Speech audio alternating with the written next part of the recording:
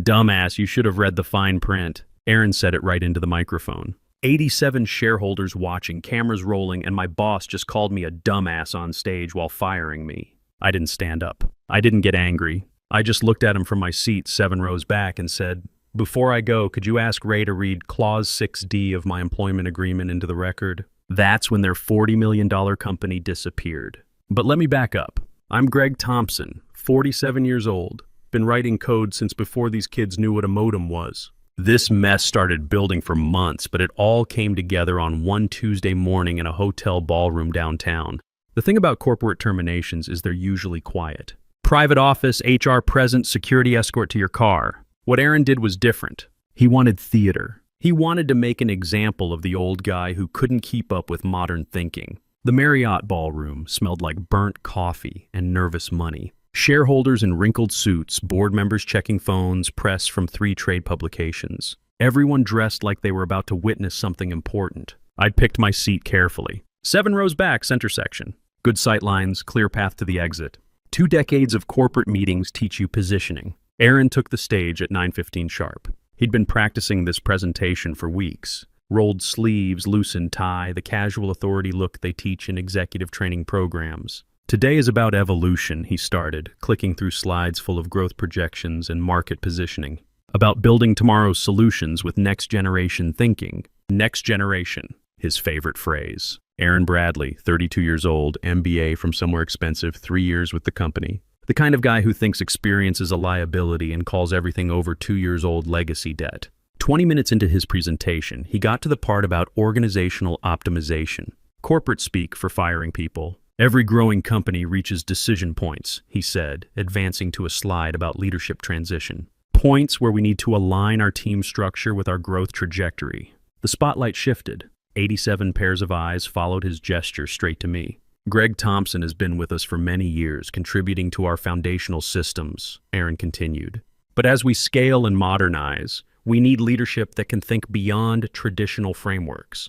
Traditional frameworks. That's what he called the hospital management systems that kept 3 medical centers running 24/7. Systems I'd built over 6 years, handling everything from patient admissions to pharmacy integration to emergency room data flows. Polite applause started from the front rows, the kind you hear at retirement parties. "Greg, please stand so everyone can recognize your years of service." I stayed seated. Aaron chuckled into the microphone. "Come on, Greg, take a bow.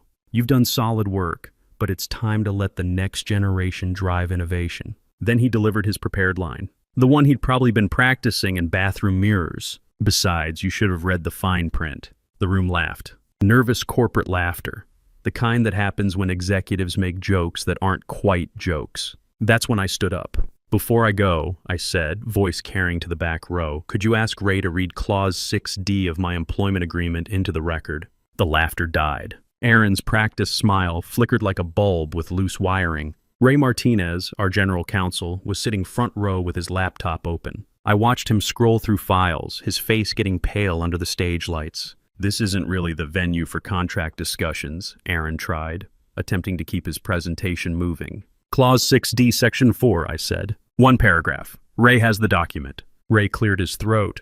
His voice, usually quiet in meetings, echoed through the ballroom sound system. Clause 6.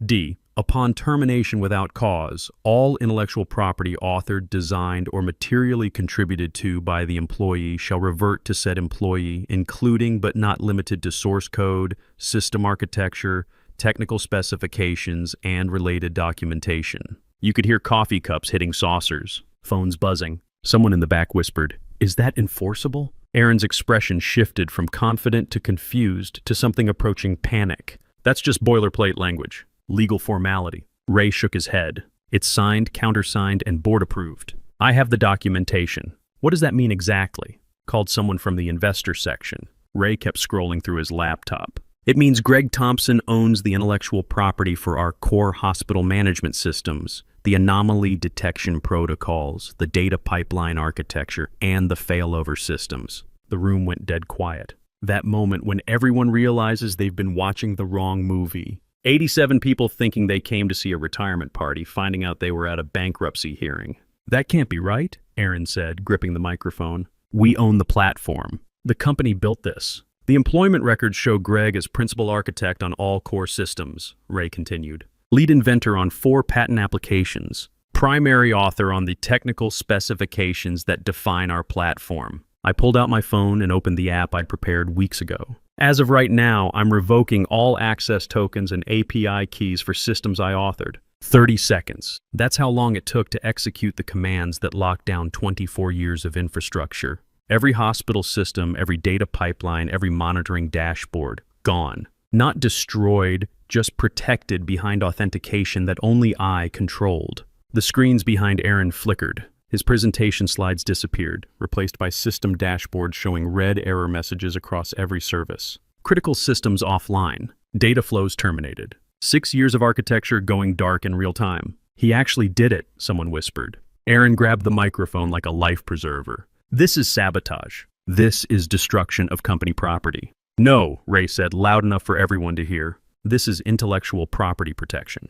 Greg owns these systems. He has the legal right to control access. Victor, our CTO, was typing frantically in the front row. He looked up with the expression of a man watching his house burn down. We're completely locked out. Every client integration is showing authentication errors. The ballroom erupted. Not shouting, but urgent whispers, phone calls, people leaving to make other phone calls. The investor section was having its own crisis meeting. Someone mentioned SEC disclosure requirements. I stayed calm, watched Aaron try to regain control of his presentation, watched board members huddle around Ray's laptop, watched reporters taking notes that would probably kill the company's IPO timeline.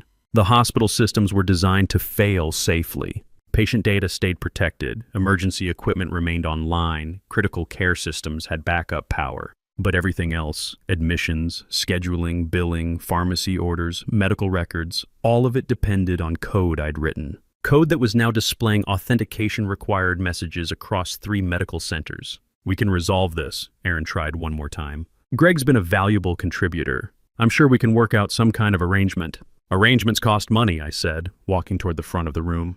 Especially emergency ones. How much? Called someone from the investor section. Every eye in the ballroom followed me. 2 decades in tech, I'd never had this many people pay attention to what I had to say. For immediate restoration while we negotiate permanent terms, $200,000 per month, paid in advance. The investor who'd asked laughed, but it wasn't happy.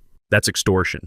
That's market rate, I said. You can always rebuild from scratch. Should only take 2 or 3 years, assuming you find someone who understands hospital regulatory compliance and real-time data processing at scale. Aaron stepped down from the stage, walked right up to me, close enough that I could see sweat through his expensive shirt. You're going to destroy everything we built. I built it, I said. You just took credit for it.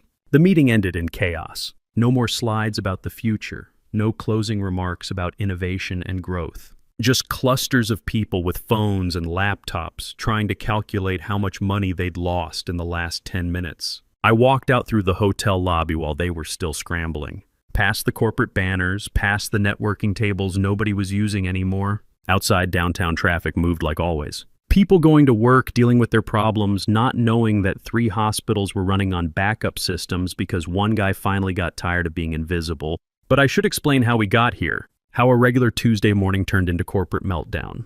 This didn't happen overnight. The slow squeeze started 6 months ago. First sign was the meeting invite that didn't come. Monday morning architecture review, the one I'd been running for 4 years. My calendar stayed blank while everyone else got the new meeting link. We're streamlining the process, Aaron explained when I asked. Getting more stakeholders involved. Stakeholders apparently meant everyone except the guy who built what they were reviewing. Then it was 2 meetings I wasn't invited to. Then 5. Suddenly I was getting briefed on decisions made in rooms I used to own. Same week, my access to the investor dashboard timed out. First time in 6 years. Must be a permissions glitch, Aaron said, flashing that smile he practiced in mirrors. I'll get it to look at it. IT never looked at it. That's when Tyler Nash showed up, 26 years old, computer science degree, still warm from the printer. Aaron introduced him as my co-lead with the enthusiasm of a dad showing off his kid's first bicycle. You're going to love working with Tyler, Aaron said, actually patting the guy's shoulder. He brings innovative thinking to the team. Innovative thinking in our office meant hoodies with startup logos and asking if APIs were like USB ports for the internet. That's a real question Tyler asked me, in front of clients. The kid wasn't malicious, just inexperienced. But Aaron positioned him as the future while treating me like a museum exhibit. In team meetings, Tyler would call my anomaly detection system the error vacuum, and everyone would laugh. I'd spent 8 months building that system. It keeps emergency room data from getting lost when hospitals hit peak capacity. Lives depend on it running clean. Nobody asked me to explain how it worked. Here's what I learned about being 47 in tech. They don't tell you you're too old. They tell you you're not agile enough. Your solutions work, but they're not scalable for modern growth. You think systematically, but that's waterfall methodology now. Everything you've learned gets rebranded as technical debt. Meanwhile, Tyler's getting FaceTime with clients, demoing systems I architected like he invented them. Aaron's posing for photos in front of diagrams I drew, talking about our breakthrough approach to healthcare data management. Our approach, right. The thing about being invisible is you can hear everything. The jokes they don't edit, the conversations they forget you're listening to. Walking back from some culture council meeting, I caught Aaron talking to Ray from legal over coffee. We need a narrative shift before the investor update, Aaron was saying. Something about leadership transition, preferably with applause. I kept walking.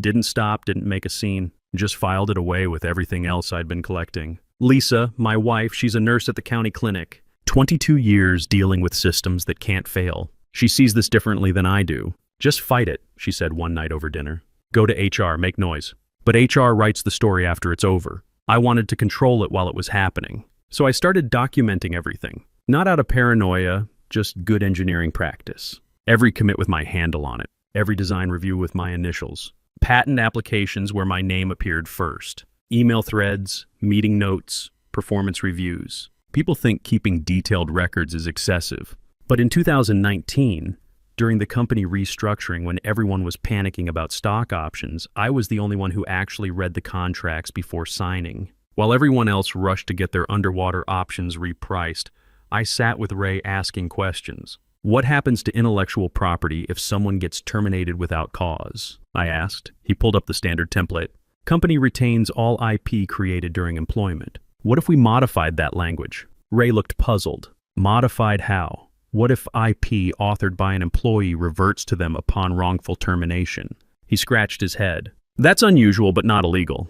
Would need board approval for the deviation. Everyone was so focused on their stock prices that nobody paid attention to one guy asking for a weird contract clause. The board rubber-stamped it with all the other restructuring paperwork. Clause 6D, buried in Section 4 of the employment agreement. 4 paragraphs of legal language that basically said, fire me without cause, I keep the code I wrote. 23 people signed modified contracts that day. 22 wanted their stock options fixed. I wanted insurance. Fast forward to last week. Aaron's practicing his presentation in the conference room, working on his vision for tomorrow's speech. The same speech where he'd talk about honoring the past while embracing change. The same speech where my name wouldn't appear once, even though half the slides covered systems I designed. We're building the next chapter, he kept rehearsing. Dynamic leadership for dynamic challenges. Dynamic, his other favorite word. Monday night before the shareholder meeting, I sat at my kitchen table with Lisa and the kids.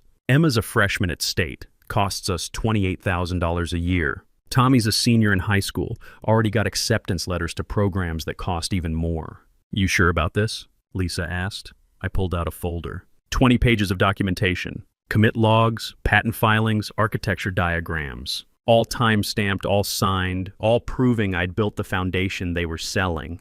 I've been sure for 5 years, I said. Just took them this long to give me the legal justification. See, that's the thing about Clause 6D. It only triggered if they terminated me without cause. As long as they kept me around, kept paying me, kept pretending I was valuable, the clause stayed dormant. But the moment Aaron decided to make an example of me in front of shareholders, he activated the very trap I'd set 5 years earlier. The night before the summit, I went through my final checklist. Documentation archived, systems mapped, access tokens cataloged. I'd built those hospital systems to fail safely. Patient data protected, emergency equipment isolated, critical care systems on backup power. But everything else, admissions, scheduling, billing, pharmacy integration, all of it ran through code I owned. I didn't plan to destroy anything. I planned to protect what was mine.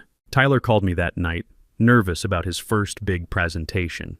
Any advice for tomorrow? He asked. Read your contracts, I said. Always read what you sign. He laughed. That's what lawyers are for. No, I said. Lawyers explain what you already signed. Reading it first is your job. He didn't understand. Most people don't. They think contracts are just paperwork, formalities you sign to get to the real work. But contracts define reality. They determine who owns what, who controls what, who gets credited for what. Aaron never read mine. He just assumed it was standard boilerplate, same as everyone else's. He was wrong about that. He was wrong about a lot of things. But he was about to find out. My phone started ringing before I reached the parking garage. Aaron, then Victor, then two numbers I didn't recognize. I let them all go to voicemail. The drive home took 20 minutes through normal Tuesday traffic. People heading to lunch meetings, running errands, living regular lives. None of them knowing that somewhere behind me, a boardroom full of executives was discovering what happens when you fire the guy who built your product. At home, I made coffee and opened my laptop. The emergency licensing agreement was already in my email, sent by Ray 18 minutes after I'd walked out of the hotel. Corporate lawyers move fast when systems are offline and clients are calling. I read it twice, made notes in the margins, and sent back a modified version. Ray called within the hour. "The board approved your terms," he said, sounding tired. "We need systems back online immediately." "I'll restore critical functions this afternoon," I said. "Full service resumes when the first payment clears my account." $200,000 per month, Ray confirmed. 3 months minimum, renewable by mutual agreement. "That's correct." Ray was quiet for a moment. "Greg, can I ask you something? How long have you been planning this?" "Since 2019, I said. When I realized Aaron would eventually push me out. Just took him 5 years to give me legal justification. He never read your contract, did he?" "Aaron doesn't read contracts," I said. "He pays lawyers to read them for him." "Too bad you weren't in the room when he decided to terminate me without cause." After we hung up, I pulled up the hospital monitoring systems. 3 medical centers, 847 beds, all showing red status indicators. Patient care systems were running on backup power, but everything else was locked down. Admissions couldn't process new patients. Pharmacy couldn't fill prescriptions. Billing couldn't submit insurance claims. I spent 2 hours carefully bringing critical systems back online. Patient safety first, then emergency services, then basic hospital operations. Everything else stayed locked until the money cleared. Tyler called around 3 p.m. The kid sounded younger than his 26 years. "Greg," he said. "I didn't know about the ownership thing. I never meant to take credit for your work." "I know," I said. "You're not the problem, Tyler. You're just someone who got put in an impossible situation. What happens to the team now?" "That depends on Aaron and the board," I said. "But if you're smart, you'll start documenting everything you build from now on. Don't let anyone else put their name on your code." "Are you coming back?" he asked, after this gets resolved. I looked around my kitchen. 2 decades of getting up at 5 a.m., checking systems, fixing problems, building infrastructure that mattered, all leading to one Tuesday morning when I finally got to explain how business actually works. "No," I said, "I don't think I am." The first payment cleared Thursday morning. 6 figures transferred from the company's emergency fund. By noon, I had all systems running normally. Hospital admissions flowing, pharmacy integrations working, billing systems processing insurance claims, everything humming like nothing had happened. But everything had changed. The news coverage started Friday. TechCrunch picked up the story first, the contract clause that brought down a healthcare unicorn.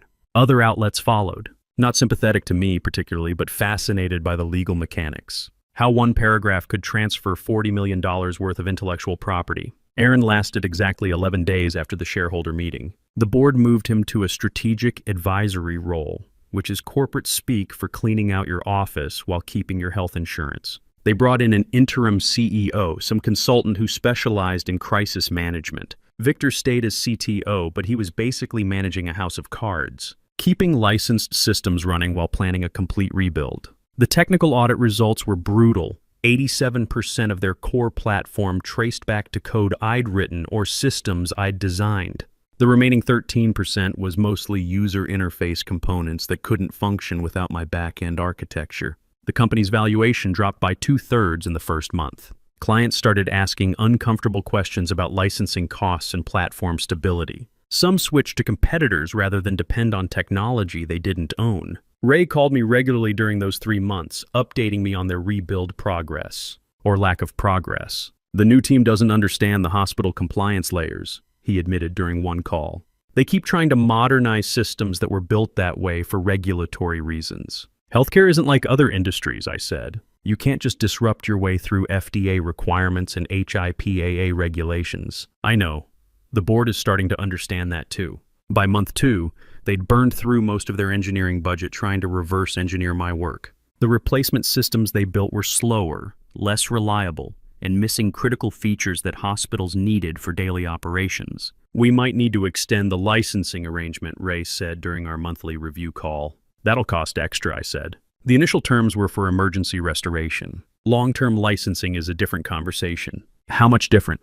$800,000 annually. 3-year minimum, Ray sighed. I'll present it to the board. While they scrambled to rebuild, I was having different conversations. Coffee meetings with other engineers who'd been through similar situations. Tom Bradley, former CTO at a healthcare startup that got acquired by Microsoft. Rick Sullivan, architect who'd built electronic health records for Kaiser Permanente. Both had their own stories about being marginalized by executives who wanted to put their stamp on things. What if we did this ourselves? Tom asked during one meeting. Built something new, something clean, something we actually owned? With what money? Rick said.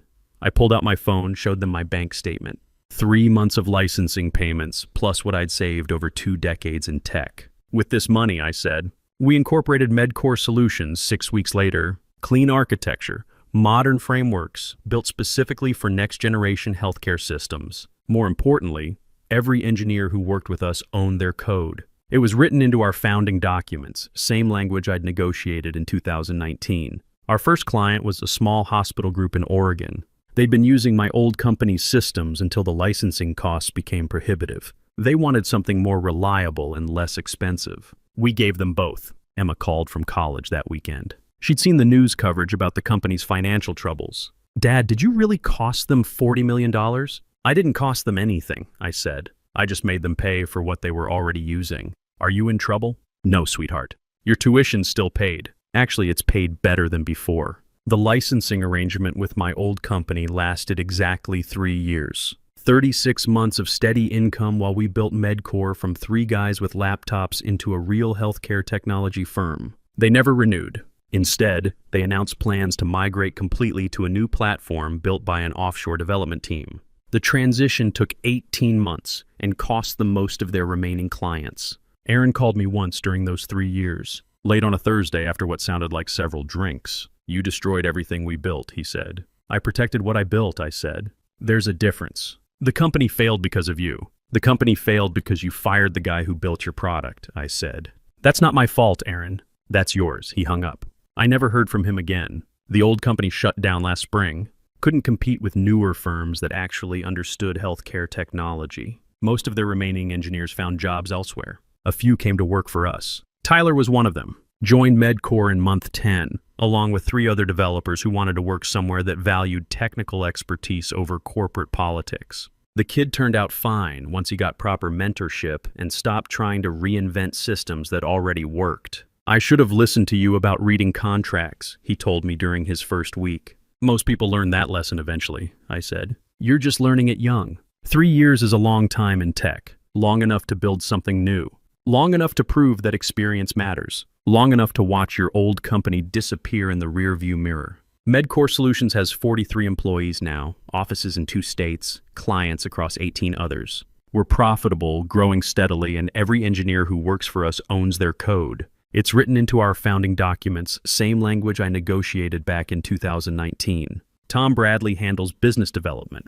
Rick Sullivan leads our compliance team. I focus on architecture and engineering culture. The 3 of us learned the hard way that protecting your work isn't paranoia, it's professional responsibility. The difference between our company and my old one isn't just ownership structure, it's respect. When someone builds something that works, their name goes on it. When we present to clients, the engineers who design the systems do the talking. When trade publications want quotes about our technology, they interview the people who actually wrote the code. Revolutionary concept, apparently. Lisa still works at the county clinic, still deals with systems that can't fail. She understands what we're building better than most investors. You're not just writing software, she told me last month. You're building trust. That's what hospitals need most. Emma graduated state last spring, got accepted to 3 medical school programs. Tommy's a sophomore at UC Davis studying computer engineering. Both kids understand that Dad's not just a programmer anymore. I'm running a company that proves technical expertise has value, that experience deserves recognition. The old company officially shut down 14 months ago. Their offshore replacement platform never worked properly. Too many shortcuts, too little understanding of healthcare regulations. Clients migrated to competitors who actually knew what they were doing. I heard through industry contacts that Aaron tried starting his own consulting firm. Strategic Technology Advisory Services or something equally vague. Didn't last 6 months. Turns out executives don't want advice from someone whose last project was firing the guy who built his company's core product. Victor found work at a medical device manufacturer in San Diego. We exchange emails occasionally. Professional updates, industry gossip. He never blamed me for what happened. If anything, he seemed relieved when the whole mess finally ended. I was tired of explaining systems I didn't understand, he admitted during our last conversation. At least now I'm building things I can actually troubleshoot. Ray Martinez joined a law firm that specializes in intellectual property. He sends me a Christmas card every year, usually with a note about reading contracts more carefully. Last year's card included a newspaper clipping about a software engineer in Seattle who'd negotiated similar ownership terms. Your influence spreading, he wrote in the margin. The industry learned from what happened. Employment contracts got more restrictive. Companies started paying closer attention to IP clauses. Law firms began offering seminars on protecting corporate assets from departing employees. But engineers learned too. More of them read what they sign now. More of them document their contributions. More of them understand that code has value beyond salary and stock options. Tyler's been with Medcore for 2 years now. He's a solid engineer when he's not trying to impress anyone. Builds clean systems, writes clear documentation, mentors junior developers. The kid who once asked if APIs were like USB ports now leads our integration team. I tell new hires your story, he mentioned during our quarterly review. Not to scare them, but to make them understand why we do things differently here. What do you tell them? That good engineering takes time, experience matters, and when someone builds something that works, you respect that. Also read your contracts. I laughed. Good lesson. The hospital systems I built 6 years ago are still running, by the way. Different company owns the licenses now, after they acquired the assets when my old firm dissolved. The new owners contacted me last year, wanted consulting help with upgrades and maintenance. I declined politely. Medcore was building next-generation solutions by then. Better architecture, cleaner code, designed for the regulatory environment that's coming rather than the one that used to exist. But it felt good knowing those systems were still keeping hospitals running, still processing patient admissions, still managing pharmacy orders, still protecting data when emergencies hit. Code outlasts the companies that use it if it's built right. People ask me if I do anything differently. The answer is still no. Sometimes you have to protect what you've built. Sometimes contracts actually matter. Sometimes reading the fine print isn't just legal caution. It's career survival. The story gets told differently depending on who's telling it. Some people call it revenge. Others say it was corporate sabotage. A few describe it as workplace justice. I call it business. Aaron fired me without cause, triggering a clause I'd negotiated 5 years earlier. I exercised my legal rights to protect intellectual property I owned. The company chose to pay licensing fees rather than rebuild from scratch. When the licenses expired, they tried rebuilding anyway and failed. That's not revenge. That's just what happens when you don't understand what you're buying, selling, or throwing away. The tech industry moves fast. New frameworks every month, new platforms every quarter, new paradigms every year. But some things don't change. Good engineering still takes time. Experience still has value. Code still belongs to whoever wrote it, unless they sign it away. And contracts still matter, especially the parts that nobody thinks they'll ever need. Last month, a senior engineer at a startup in Austin reached out through LinkedIn. Similar situation to mine, marginalized by management, excluded from decisions, watching younger colleagues get credit for her architecture work. She'd been at the company 8 years, built their core platform from nothing. "I've been reading about what you did," she wrote. "Got any advice?" I thought about it for a day before responding. Remembered sitting in Ray's office 5 years ago, asking theoretical questions about intellectual property clauses. Remembered Aaron's confident smile when he fired me on stage. Remembered the moment that confidence cracked when he realized what he'd actually done. "Read your employment agreement," I wrote back. "All of it. If you don't like what you see, negotiate changes while you still have leverage. And document everything you build. Not for revenge, just for accuracy." She replied an hour later. "Already started. The cycle continues." Companies forget that engineers built their products. Engineers forget to protect their work. Contracts get signed without reading. Credit gets taken without permission. But more people are paying attention now. More engineers understand that their code has value. More companies realize that institutional knowledge walks out the door when you fire the wrong person. That's progress, I suppose. I'm 50 now, running a healthcare technology firm that treats technical expertise as an asset rather than a liability. We're building systems that will outlast the companies that use them, same as I did 20 years ago. The difference is now I own what I build, and I still read every contract, every clause, every paragraph of fine print that crosses my desk. Not because I'm paranoid, but because words matter. Terms matter. Understanding what you're agreeing to matters. Aaron learned that the hard way. So did his company, his investors, his board of directors. Me? I learned it the smart way, 5 years early, one clause at a time, in a conference room with a lawyer who thought I was asking theoretical questions. Sometimes the best revenge is just being right, and sometimes reading the fine print is the most important thing you'll ever do.